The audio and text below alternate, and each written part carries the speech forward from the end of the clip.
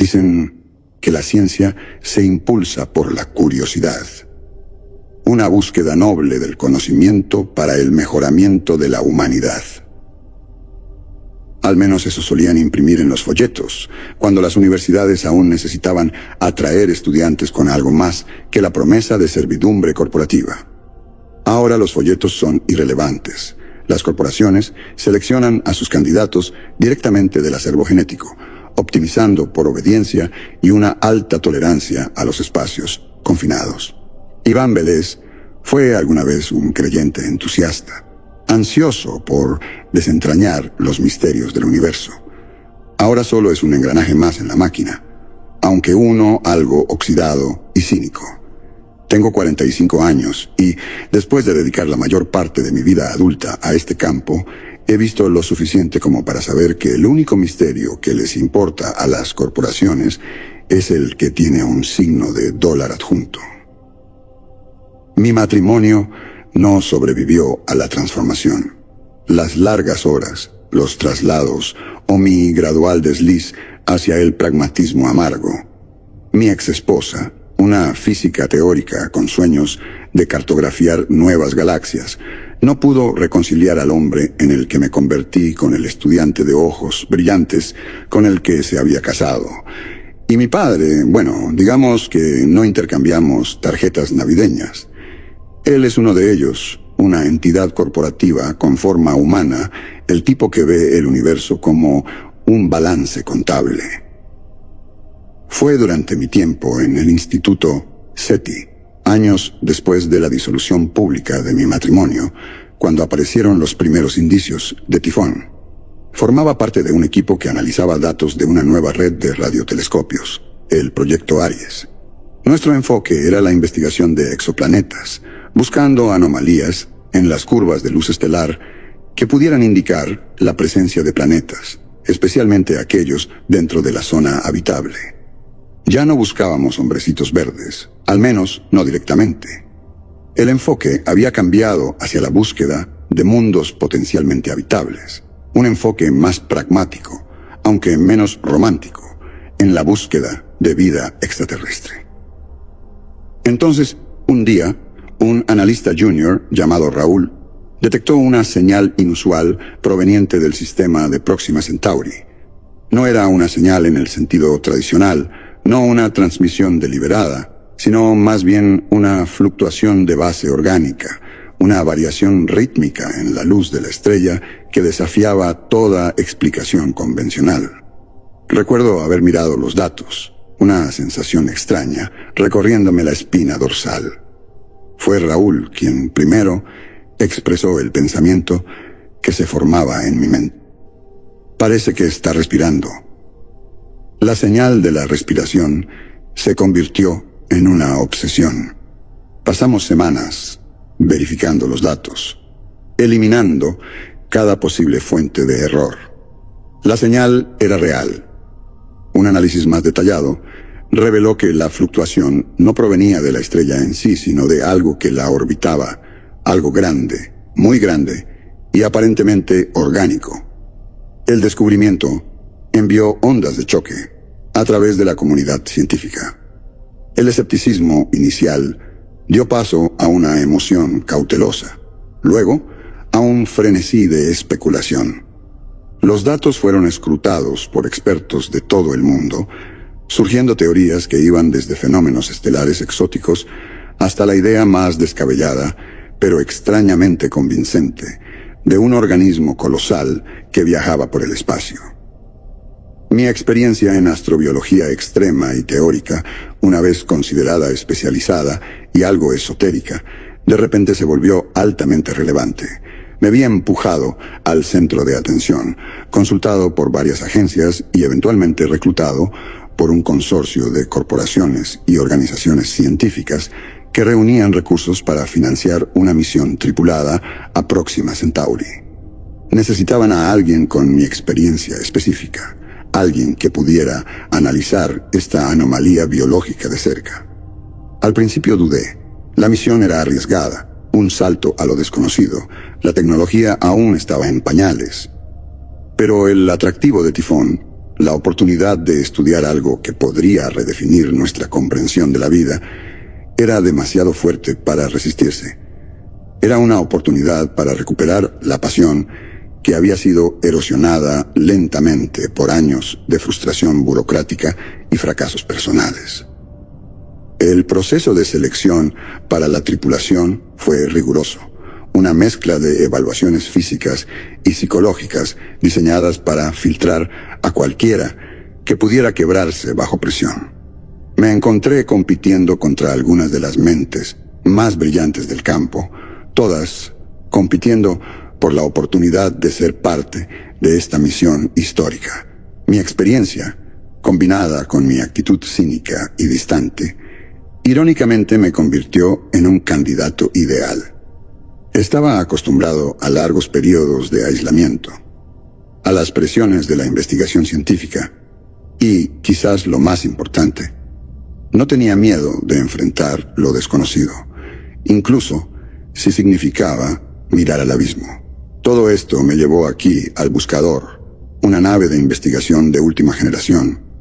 Es más, un laboratorio volador, repleto de la tecnología más avanzada y una tripulación seleccionada por sus habilidades especializadas y, sospecho, su capacidad para seguir órdenes sin cuestionar.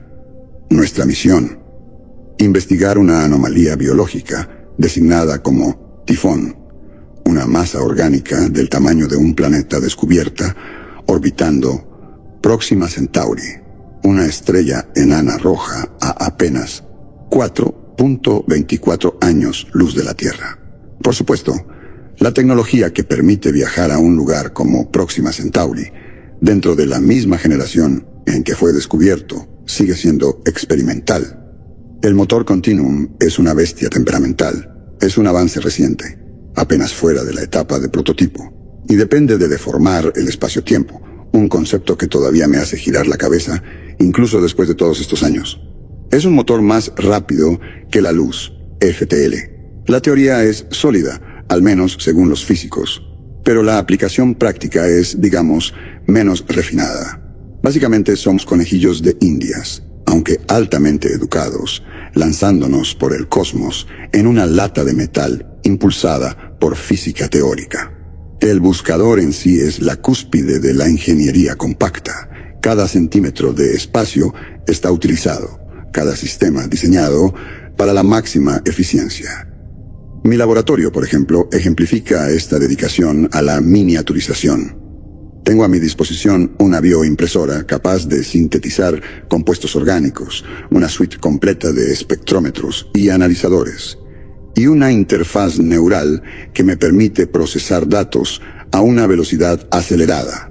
Pero a pesar de toda su potencia tecnológica, el Buscador carece de personalidad.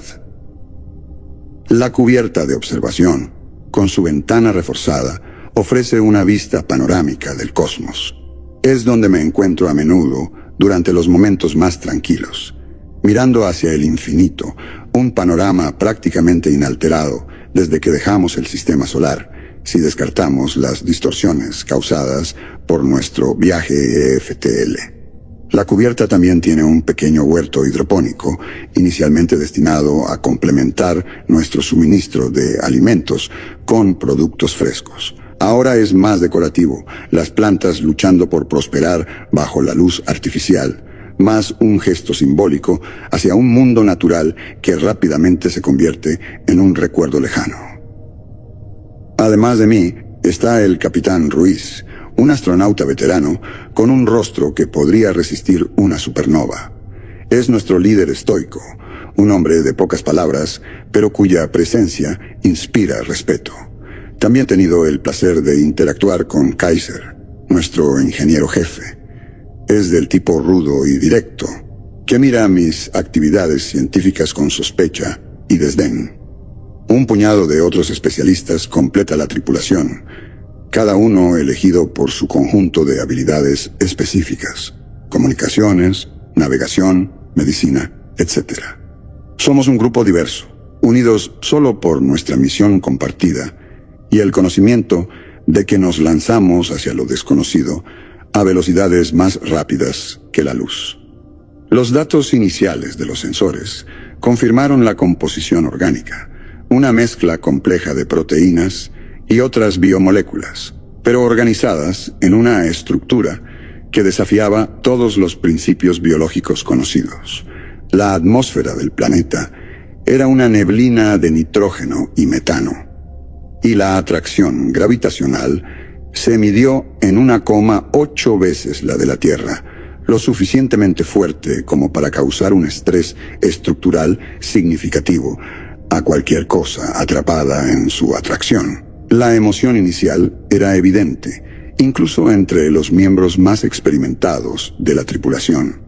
Estábamos al borde de un descubrimiento que podría reescribir los libros de texto, un cambio de paradigma en nuestra comprensión de la vida misma. Desplegamos la sonda atmosférica primero, pequeños dispositivos similares a dardos diseñados para muestrear y analizar la composición de la atmósfera de Tifón.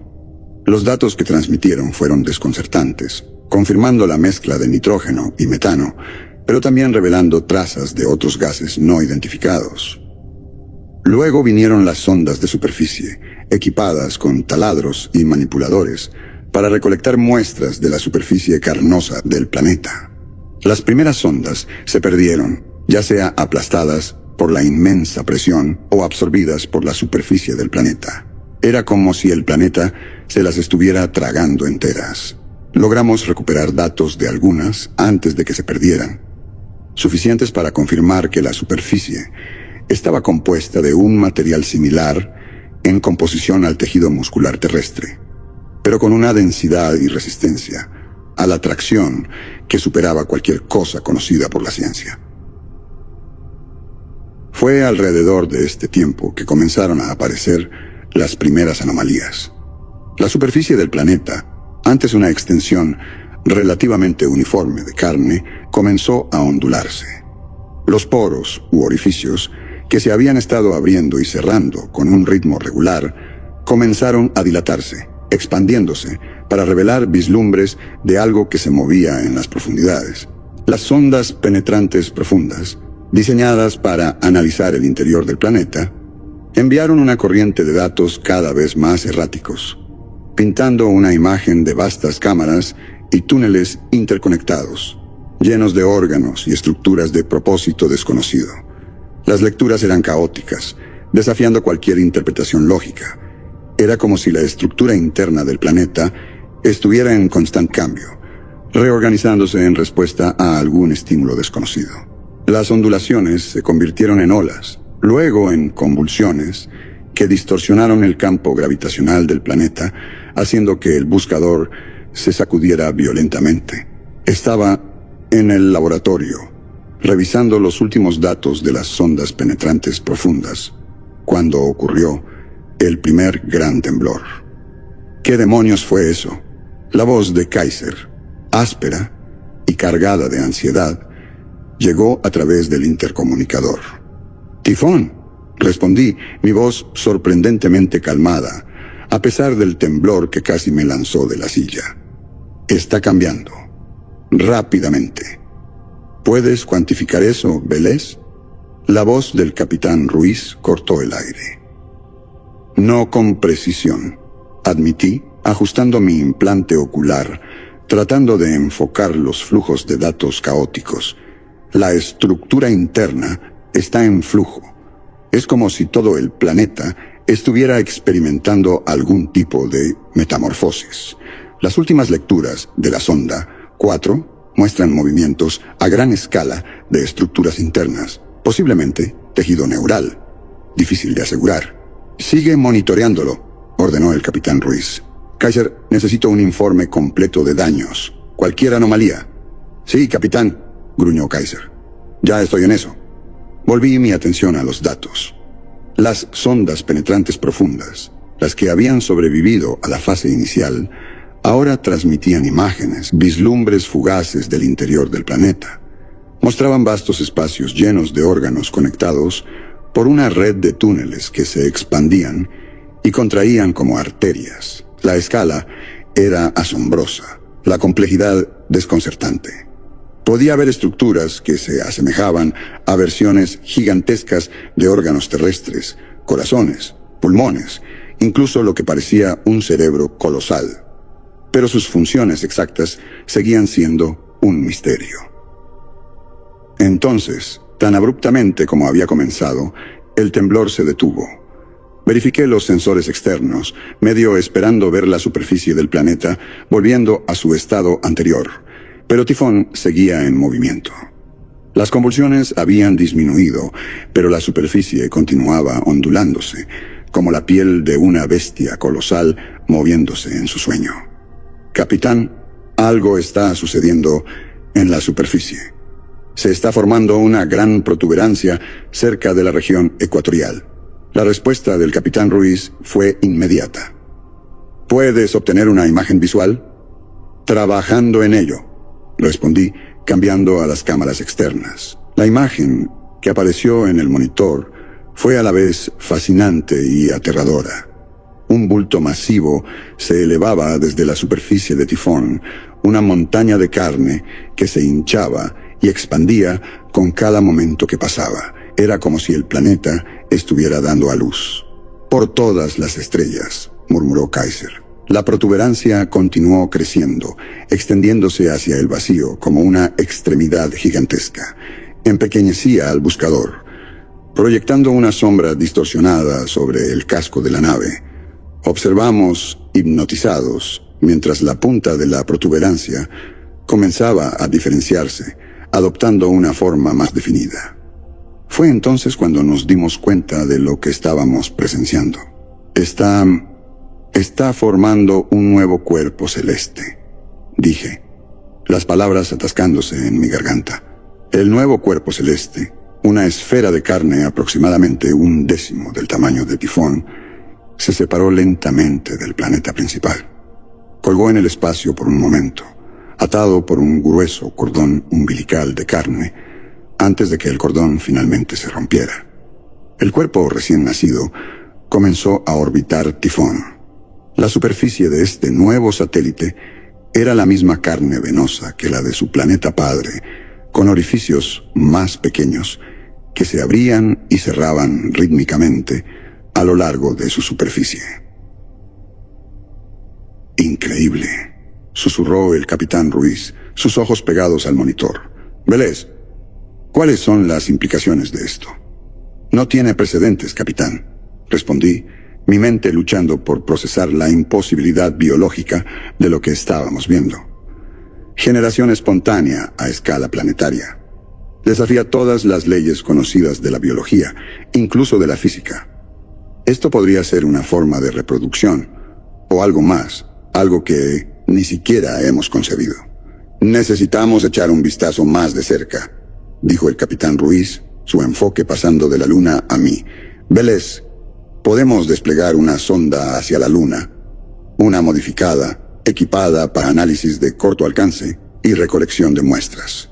Ya tenemos sondas de superficie desplegadas en Tifón, aunque muchas se perdieron durante los primeros temblores. Adaptar una para la luna debería ser factible, capitán. Tomará algo de tiempo reconfigurar el objetivo y la instrumentación, pero es alcanzable. Hazlo», ordenó el capitán Ruiz. «Y Kaiser, quiero una revisión completa de los sistemas del buscador. Asegurémonos de estar preparados para cualquier otro desarrollo». «Sí, capitán», respondió Kaiser, su voz recuperando su aspereza habitual. «Me pondré en eso de inmediato». Volví a mi consola, mi mente ya recorriendo las modificaciones necesarias. Este nuevo desarrollo, el nacimiento de esta luna de carne, presentaba una oportunidad sin igual. Mientras que las sondas de superficie en Tifón proporcionaban datos valiosos, estaban limitadas por la inmensa gravedad del planeta y la naturaleza impredecible de su superficie. Esta luna, más pequeña y aparentemente más estable, podría ofrecer una forma más segura y accesible de estudiar la composición del organismo y quizás entender el proceso que lo había creado. Reutilizamos una de las sondas de superficie sobrevivientes, modificando su instrumentación para enfocarse en el análisis de corto alcance de la superficie del satélite. El mecanismo de perforación original de la sonda fue reemplazado con un brazo manipulador más delicado, diseñado para extraer muestras sin causar daño significativo. También integré un bioescáner de mi laboratorio capaz de analizar la composición orgánica de las muestras en tiempo real. La sonda está lista para su despliegue, capitán, anuncié, mis ojos fijos en el monitor que mostraba el estado de la sonda. Buen trabajo, Vélez, respondió el capitán Ruiz. Kaiser, ¿cuál es el estado del buscador? ¿Podemos maniobrar más cerca de la Luna? Podemos, confirmó Kaiser, pero no recomendaría acercarnos demasiado. La gravedad de esa cosa sigue siendo una incógnita, y Tifón sigue haciendo lo que sea que esté haciendo. También sufrimos daños menores por los temblores, principalmente en los propulsores de estabilización.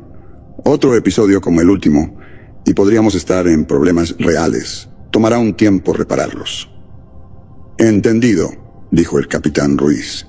Mantendremos una distancia segura. Vélez, tienes luz verde para desplegar la sonda. Con unos pocos toques de teclado, lancé la sonda, que se arqueó a través del vacío, una mota diminuta contra el telón de fondo de Tifón y su recién formado satélite. En el monitor principal, observamos cómo la sonda se acercaba a su objetivo, su cámara transmitiendo una transmisión en vivo de la superficie. La superficie era una versión reducida de Tifón, la misma red de venas y carne, los mismos orificios, aunque más pequeños, numerosos y con un ritmo de apertura y cierre más rápido. A medida que la sonda descendía, podíamos ver que la superficie estaba cubierta por una fina capa de fluido, brillando bajo la tenue luz de la estrella distante. Desplegando el brazo manipulador, dije, mi voz tensa por la anticipación. La sonda extendió su brazo, los manipuladores delicados, alcanzando hacia la superficie. Hizo contacto, los manipuladores extrayendo cuidadosamente una pequeña muestra del fluido y una astilla del tejido subyacente. Muestra adquirida, informé. Analizando ahora. El bioescáner se activó, procesando las muestras. Los datos comenzaron a aparecer en mi consola. Una compleja variedad de moléculas orgánicas, algunas familiares, otras completamente alienígenas. El fluido está compuesto principalmente de agua, aminoácidos y una variedad de proteínas complejas, dije, mis ojos escaneando los datos. La muestra de tejido es similar en composición a las muestras que recuperamos de Tifón, pero con una mayor concentración de tejido neural. ¿Tejido neural?, repitió el capitán Ruiz. ¿Podría esta luna ser algún tipo de órgano sensorial para Tifón? Es posible, respondí, o una extensión de su sistema nervioso. Quizás incluso un cerebro, aunque a una escala mucho más pequeña. La concentración de tejido neural es significativa. Sugiere un alto nivel de actividad neurológica. Intervino Kaiser, es un tumor gigante flotante. ¿Alguna vez pensaste en eso? Contuve el impulso de rodar los ojos. Si bien es una analogía colorida, Kaiser, lo dudo. La estructura, la complejidad natural y la presencia del fluido sugieren una función más específica. También hay un alto nivel de organización en juego. Siga analizando, Vélez, dijo el capitán Ruiz. Veamos qué más podemos aprender. Continué estudiando los datos, cruzando referencias con la información que habíamos recopilado de Tifón. Cuanto más aprendía, más compleja y desconcertante se volvía la imagen. La Luna no era solo una versión más pequeña de Tifón, era una entidad única, con sus propias características distintivas. Mientras trabajaba, noté un patrón en los datos, una secuencia recurrente de aminoácidos que aparecía tanto en las muestras de fluido como en las de tejido. Era una secuencia compleja, demasiado intrincada para ser una ocurrencia aleatoria. Capitán, creo que encontré algo, dije. Hay una secuencia repetitiva en el material genético de la Luna. Es un código de algún tipo. ¿Un código?, El capitán Ruiz se inclinó hacia el monitor. ¿Puedes descifrarlo? Estoy trabajando en ello, respondí. No es solo un código genético. Es más como un lenguaje. ¿Un lenguaje? Kaiser resopló. Ahora estás diciendo que esta bola de carne nos está hablando. No de la manera en que piensas, dije, mi frustración con la mentalidad cerrada de Kaiser creciendo, pero definitivamente es una forma de comunicación, una forma de codificar y transmitir información. La complejidad es asombrosa. Si podemos entender esto, podríamos descifrar la naturaleza de Tifón, tal vez incluso establecer alguna forma de comunicación. ¿Comunicación?, repitió Kaiser, su voz cargada de escepticismo. Podría ser algún tipo de virus cósmico que derretirá nuestros cerebros. Yo digo que la hagamos volar por los aires y salgamos de aquí mientras aún podamos. Basta, Kaiser, dijo el capitán Ruiz con firmeza. Velez, continúa con tu análisis. Veamos a dónde lleva esto. Asentí, volviendo mi atención a los datos. El código era intrincado, multicapa, y estaba resultando difícil de descifrar, pero estaba decidido a desentrañar sus secretos. Esto podría ser la clave para entender Tifón, para desbloquear los misterios de este increíble y aterrador mundo viviente. El código no era solo una secuencia de aminoácidos, era una construcción multidimensional, una arquitectura compleja de información incrustada en la misma estructura del satélite. Pasé incontables horas inmerso en los datos, mi implante neural trabajando horas extras para procesar las vastas cantidades de información. Mi pantalla ocular se llenó de diagramas complejos, modelos moleculares y líneas de código que se desplazaban y reorganizaban, formando un intrincado rompecabezas en constante cambio. A medida que continuaba analizando el código, llegué a darme cuenta de que no era meramente un lenguaje. Era un plano, un conjunto de instrucciones para la construcción y operación del satélite mismo. Era como si todo el ser del satélite, su estructura física, sus procesos biológicos, incluso su órbita alrededor de Tifón, estuvieran codificados dentro de esta secuencia compleja. He hecho algunos progresos, anuncié a el capitán Ruiz y Kaiser, que estaban revisando los últimos informes de ingeniería. El código es un sistema autorreferencial. Describe su propia estructura y función. Es como un sistema operativo biológico, pero mucho más complejo que cualquier cosa que hayamos creado. ¿Entonces es un programa?, preguntó el capitán Ruiz. En cierto modo, respondí, pero no es solo un conjunto de instrucciones. También es un sistema dinámico, que constantemente se adapta y evoluciona. El código no es estático. Cambia en respuesta al entorno del satélite y sus interacciones con Tifón. Así que está vivo, dijo Kaiser, más como una afirmación que como una pregunta. Finalmente había llegado a aceptar la realidad de nuestra situación, aunque su aceptación estaba teñida con una buena dosis de aprensión. Sí, confirmé, de una manera que apenas comenzamos a entender. Este satélite, Tifón, todo es parte de un sistema más grande, un solo organismo interconectado. Y este código, continuó el capitán Ruiz, ¿crees que puede ayudarnos a entender cómo funciona todo? Potencialmente, dije, si podemos descifrarlo por completo, podríamos entender la función del satélite, su relación con Tifón y quizás incluso el propósito de todo el sistema. También he descubierto algo más. El código contiene una secuencia específica, una especie de dirección que parece estar dirigida hacia Tifón. ¿Una dirección? El capitán Ruiz arqueó una ceja. ¿Te refieres a como una señal? Precisamente, confirmé. El satélite no solo está orbitando pasivamente a Tifón, está comunicándose activamente con él, enviando un flujo de información codificado dentro de esta secuencia. Y basado en mi análisis preliminar, parece que Tifón está respondiendo. Respondiendo cómo. Las ondas penetrantes profundas en Tifón han detectado fluctuaciones en el campo electromagnético del planeta, sincronizadas con las transmisiones del satélite. Hay una correlación definida, una llamada y respuesta. Parece tomar algo de tiempo para que llegue una respuesta, sea lo que sea. Es como si la información estuviera siendo procesada, analizada y luego actuada por Tifón. Así que están hablando entre ellos, murmuró Kaiser, sacudiendo la cabeza. Un planeta gigante y su bebé tumor teniendo una conversación. Es más que solo una conversación, Kaiser, dije, mi emoción creciendo. Es un intercambio complejo de información, un flujo de datos que gobierna todo el sistema. Y creo que encontré una manera de conectarme a él. ¿Conectarte?, repitió el capitán Ruiz, sus ojos fijos en los míos. ¿Cómo? La interfaz neural, expliqué.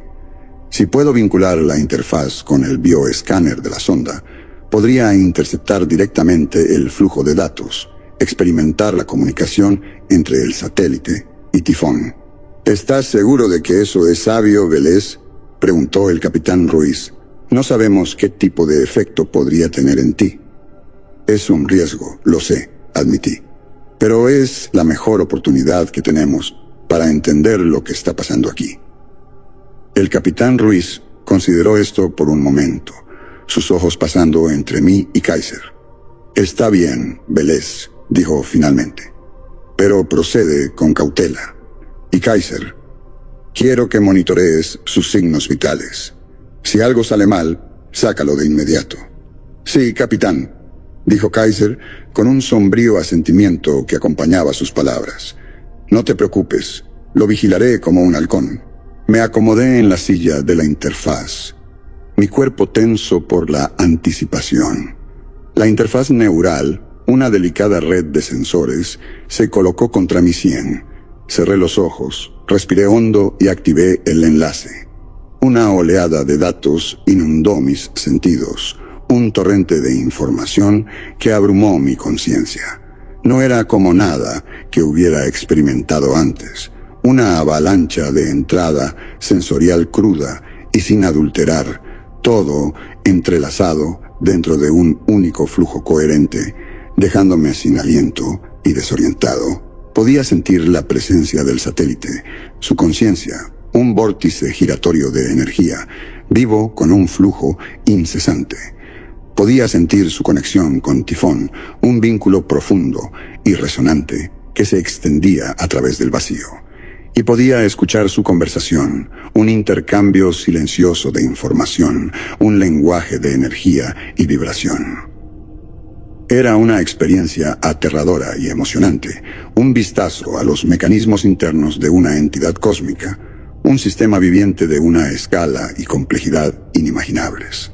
Mientras mi mente luchaba por procesar la inundación de datos, comencé a discernir patrones, a reconocer temas recurrentes dentro del caótico torrente de sensaciones. Estaba empezando a entender. Estaba empezando a ver. De repente, la conexión se rompió, dejándome tambaleante. Es una respuesta inmunológica, jadeé.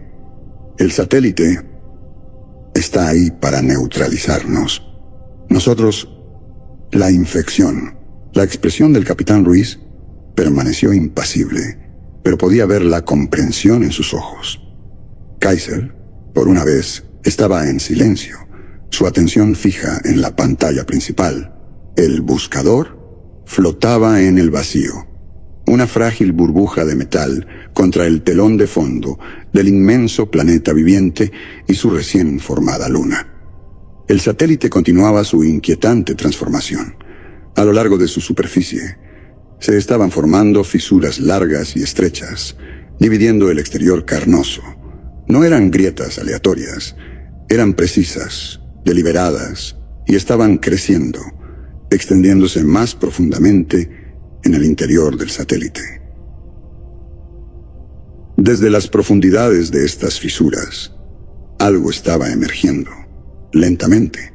Surgieron largas varillas blancas como huesos, sus superficies lisas, casi pulidas. terminando en puntas afiladas y crueles. Sobresalían del satélite como las púas de un puercoespín orgánico colosal. Eran similares a huesos, pero no estaban hechas de ningún hueso que conociéramos. Parecían casi como uñas, un material queratinoso, crecido y moldeado a un ritmo acelerado. Estas no eran proyectiles para ser lanzados en una andanada. Eran lanzas, diseñadas para un propósito mucho más preciso y mucho más aterrador. ¿Qué son esas cosas? La voz de Kaiser era baja, tensa, finalmente rompiendo el silencio. No lo sé, admití. La verdad era un bulto frío y duro en mi garganta. Pero no creo que estén destinadas simplemente a destruirnos. Es más como una demostración.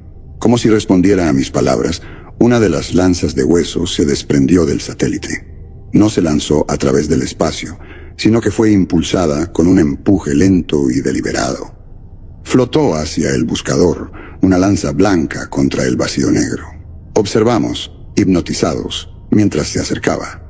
No estaba en curso de colisión, no exactamente. Estaba dirigida a fallar, pero solo por poco. La lanza pasó a unos cientos de metros del buscador, lo suficientemente cerca como para que pudiéramos ver los intrincados detalles de su superficie, las estrías sutiles, la punta casi translúcida. Giró lentamente, en silencio, a través del espacio. Un mensaje mucho más potente que cualquier explosión.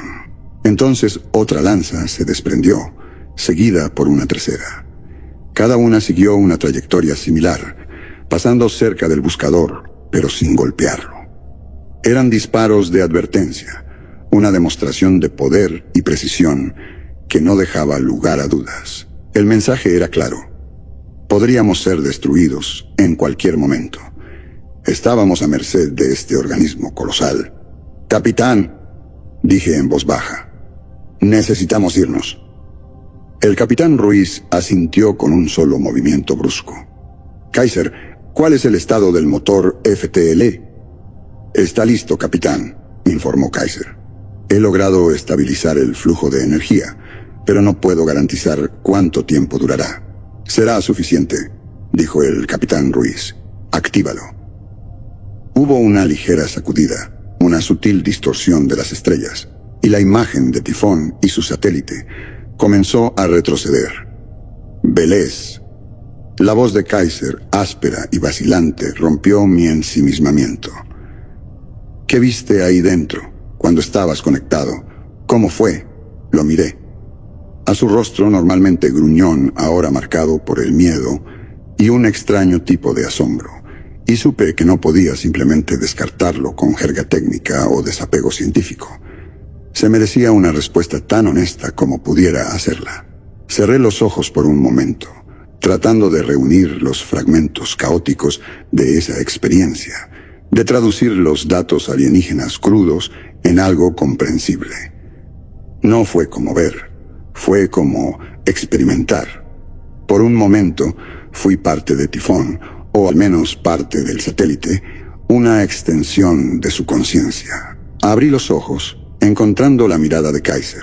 Imagina, continué la vida evolucionando en un solo planeta, no durante miles o millones de años, sino durante miles de millones. Imagina un solo linaje, sobreviviendo a cada catástrofe, absorbiendo a cada competidor, hasta que se convierte en la única forma de vida que queda. Se expande, se adapta, consume, no por malicia, sino por un imperativo biológico fundamental: sobrevivir, expandirse. Mis ojos se desviaron hacia la ventana, hacia las estrellas que retrocedían, pero estaba viendo algo más, algo mucho más grandioso y más aterrador. Tifón, susurré, el nombre ahora llevando un peso que no tenía antes, el resultado final de ese proceso. Un solo organismo que ha alcanzado una escala planetaria, luego estelar. Consume, se adapta, evoluciona. No es inteligente en la forma en que lo pensamos. No hay pensamientos, no hay emociones, no como las entendemos. Es una conciencia colectiva, una máquina biológica, perfeccionada por eones de selección natural. Cada parte de él, cada célula, está dedicada a un solo propósito: la supervivencia y la expansión. Hice una pausa, tratando de encontrar las palabras para describir la pura y brutal eficiencia de todo. El satélite, continué, no, era solo un arma. Era un microcosmos de Tifón mismo, una demostración de su proceso evolutivo. Se adapta a las amenazas, genera respuestas especializadas, como esas lanzas de hueso, con una velocidad y precisión aterradoras. Eran una advertencia, una forma de decir: podemos destruirlos si lo decidimos. Sacudí la cabeza, un leve escalofrío recorriéndome. Lo que vi fue la historia de Tifón comprimida en un instante. La sopa primordial, la lucha por el dominio, la asimilación de toda otra vida, la expansión hacia el espacio. Era la creación más eficiente del universo. Era la evolución llevada a su extremo más último y aterrador. No estábamos solo enfrentando un monstruo, Kaiser. Estábamos enfrentando el resultado final de la selección natural a escala cósmica, un ser que ha desechado todo lo que no estaba orientado hacia la supervivencia. Hablamos de la evolución como progreso, como esta gran tendencia ascendente, pero Tifón nos muestra que el progreso, en el sentido puramente biológico, podría ser solo un impulso hacia una entidad única y totalmente consumidora, un universo donde solo sobreviven los más eficientes, los más despiadados. Me quedé en silencio, el peso de esa realización asentándose sobre mí como una pesada capa de terror cósmico. Habíamos escapado de Tifón, pero habíamos traído de vuelta algo mucho más inquietante que cualquier cicatriz física: el conocimiento de que el universo no solo era indiferente a nuestra existencia, sino que era capaz de producir algo tan vasto, tan poderoso y tan completamente alienígena que empequeñecía nuestra comprensión de la vida misma. Y que quizás no éramos más que una anomalía fugaz e insignificante frente a un orden cósmico mucho más grandioso y aterrador de lo que jamás podríamos imaginar. El universo no estaba tratando de atraparnos, simplemente era, y nosotros estábamos en el camino, una perturbación breve e intrascendente en el flujo eterno de la existencia. Mientras flotábamos en la negrura, miré hacia las estrellas que retrocedían, mi mente entumecida. Habíamos buscado conocimiento, comprensión, y lo habíamos encontrado. Pero era un conocimiento que no traía consuelo. Solo una escalofriante conciencia de nuestra propia insignificancia.